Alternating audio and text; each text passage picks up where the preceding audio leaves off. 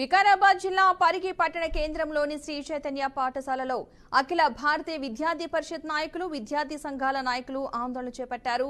అనుమతులు లేకుండా పుస్తకాలు నోట్బుక్స్ ను అధిక ధరలకు అమ్ముతున్నారని ఆరోపించారు.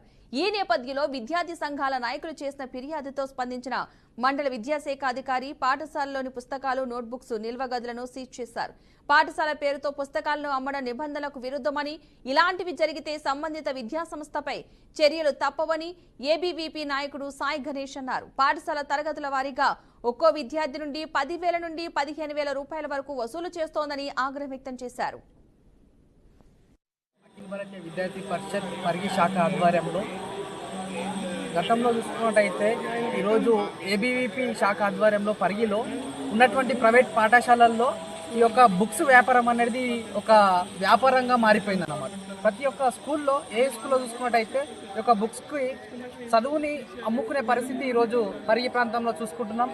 ఈ యొక్క పరిగి ప్రాంతంలో మధ్యతరగతి నుంచి వచ్చినటువంటి కుటుంబాలు చాలా వరకు ఉన్నాయి.